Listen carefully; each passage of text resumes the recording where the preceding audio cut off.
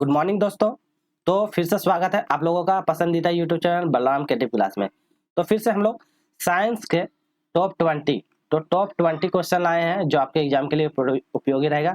आज का practice session होने वाला है 12, जो या आपका उत्पाद सिपाही, जेएसएससी, जेपीएससी, झारखंड पुलिस या झारखंड कोई भी एग्जाम देते हैं उसमें से 20 MCQ टाइप का क्वेश्चन एग्जाम में बनता है। तो आप इसको जरूर लगा लीजिए यदि आप सीजीएल का भी तैयारी करते हैं या अन्य किसी एग्जाम की तैयारी करते हैं तो उसके लिए भी ये सीरीज आप देख के जा सकते हैं।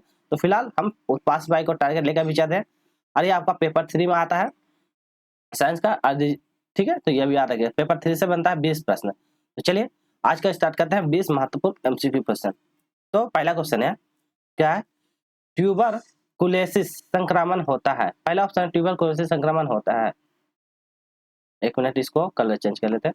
पहला है माइक्रोबैक्टीरिया एवन द्वारा, स्टेफाइलोकस के द्वारा, माइकोबैक्टीरिया ट्यूबरकुलोसिस के द्वारा या स्पेट्रोकोकस के द्वारा। तो बताइए किसके द्वारा होता है ट्यूबरकुलोसिस नामक बीमारी? तो सही आंसर हो जाएगा ऑप्शन नंबर सी, माइक्रोबैक्टीरिया और ट्यूबरकुलोसिस। तो ये दोनों के द्वारा यह बैक्टीरिया फैलता है।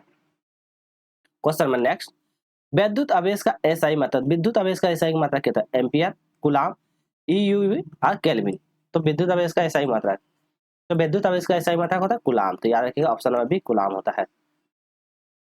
नेक्स्ट क्वेश्चन कर लेते हैं, पादपों में मूल रोमों द्वारा जल जिस प्रक्रिया से अवशोषित किया जाता है वह कहलाती है। तो जल को अवशोषित करने की जो प्रक्रिया क्या कहते हैं? वाष्पोर्जन कहते हैं, श्वसन कहते हैं, स्वेदन कहते हैं या प्रासरण कहते हैं। तो क्या कहते हैं इसको? तो इसमें बोला रोमों के द्वारा जल को जिस प्रक्रिया द्वारा अवशोषित करते हैं तो उसको अवशोषित करने की प्रक्रिया का प्रासरण कहते हैं। तो ऑप्शन नंबर इसका डी सही जवाब हो जाएगा। नेक्स्ट क्वेश्चन, मूत्र का असामान्य घटक है। तो मूत्र का असामान्य घटक क्या है? यूरिया है, क्या है? क्रिएटिन है, एल्ब्यूमिन है या सोडियम है? आप लोग बताइए। मूत्र का असामान्य घटक, ये तो आसानी है, ऑप्शन नंबर ए हो जाएगा यूरिया। क्वेश्चन नंबर नेक्स्ट, इसमें देख लेते हैं। इसमें बोलता है एल्कोहली, इसको बोलता है OH, एल्कोहली OH माइनस OH समूह की पहचान की जा सकती है। तो किसके द्वारा की जा सकती है? पहला ऑप्शन है टोलेर अभिकर्मक परीक्षण के द्वारा, एस्ट्रिकन परीक्षा के द्वारा, एपीसीएल, यहाँ पे एपीसीएल3 परीक्षण के द्वारा या ओजोनियस अभिक्रिया के द्वारा। तो किसके द्वारा आप एल्कोहल OH की पहचान कर सकते हैं? तो हम टोलेन अभिकर्मण परीक्षण के द्वारा कर सकते हैं। नेक्स्ट क्वेश्चन कर लेते हैं, पादप द्वारा बड़ी मात्रा में अच्छेपित तत्व, तो अपक्षेपित तत्व हो सकता है बड़ी मात्रा में कैल्शियम, फास्फोरस, नाइट्रोजन या सल्फर। तो पादप द्वारा अपेक्षित तत्व सबसे ज्यादा नाइट्रोजन। तो सही आंसर ऑप्शन नंबर बी हो जाएगा। Next question, question number 37। चलिए, तो दूध को मंथन से क्रीम अलग हो जाने की क्रिया क्या है? तो दूध को जब मंथन कीजिएगा तो दूध है, दूध को इसको जब मथिएगा बढ़िया से तो उसके द्वारा क्रीम निकलता है। तो अलग हो जाने की प्रक्रिया क्या कहते हैं? घर्षण बल, अपकेंद्री बल, गुरुत्व बल या साइन? चलिए बताइए।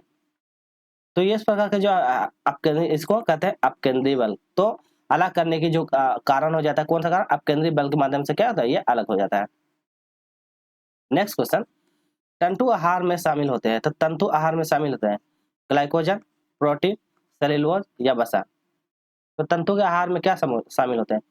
तो ये ऑप्शन नंबर सी सेल्यूलोज शामिल होते हैं। नेक्स्ट क्वेश्चन, हमारे शरीर को ऊर्जा निम्न से कौन देता है? तो हमारे शरीर को ऊर्जा कौन देता है ये पूछा, विटामिन, जल, कार्बोहाइड्रेट या प्रोटीन?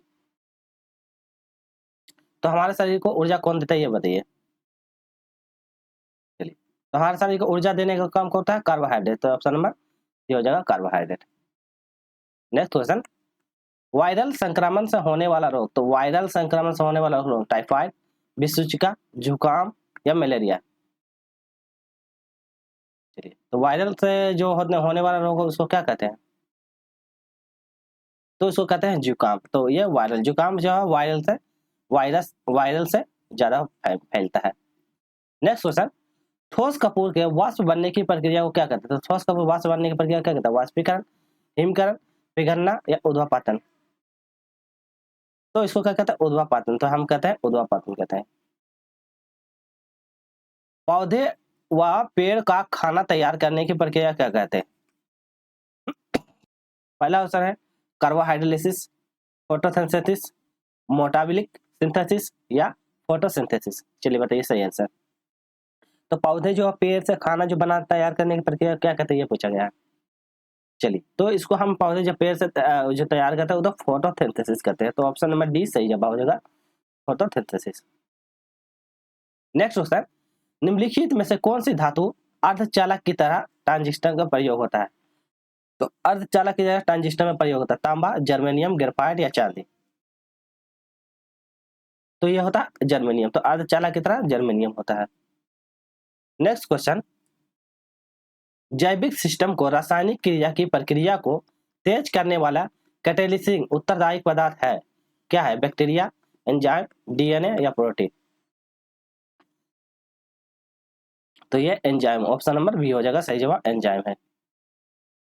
चलिए नेक्स्ट क्वेश्चन कर लेते हैं, निम्नलिखित में से किसकी कमी से मनुष्य को मधुमेह हो जाता है?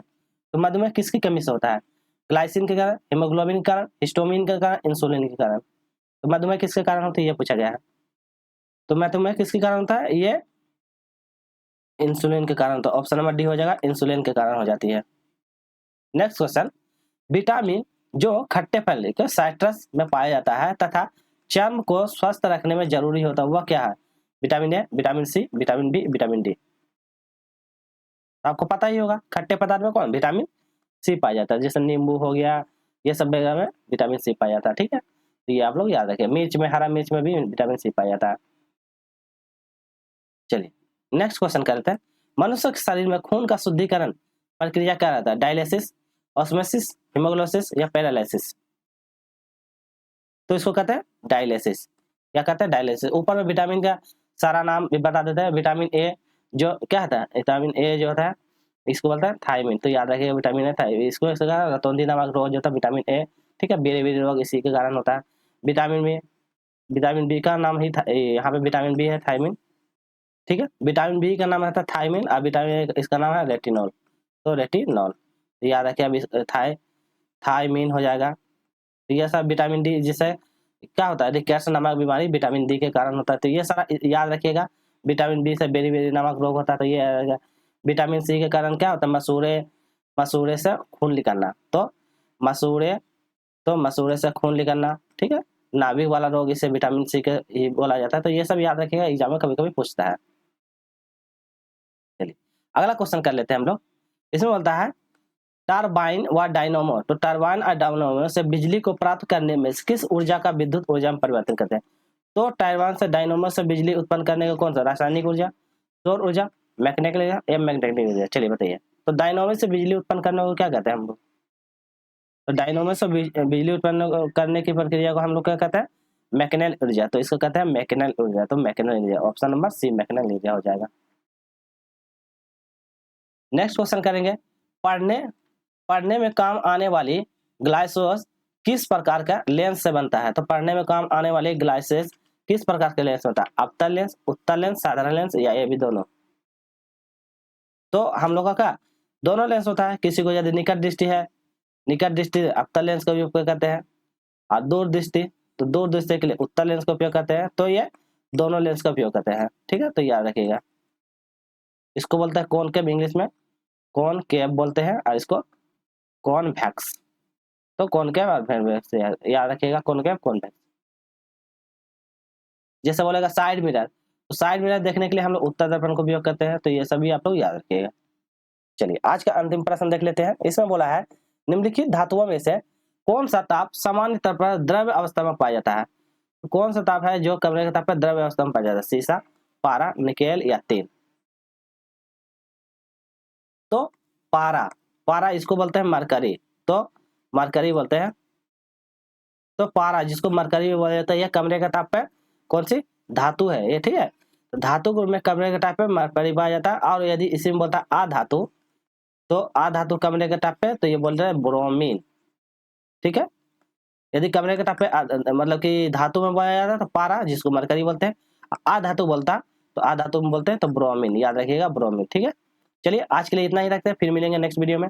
वीडियो को लाइक कीजिएगा, शेयर कीजिएगा, जो नए हैं चैनल को सब्सक्राइब कीजिएगा, ताकि आपको झारखंड उत्पाद सिपाही से संबंधित सारा साइंस का, जीके का सारा अपडेट वीडियो चल रहा है। तो आप जीके का भी, जैसे कोटा का भी वीडियो चल रहा है, तो वहाँ से आप जब प्ले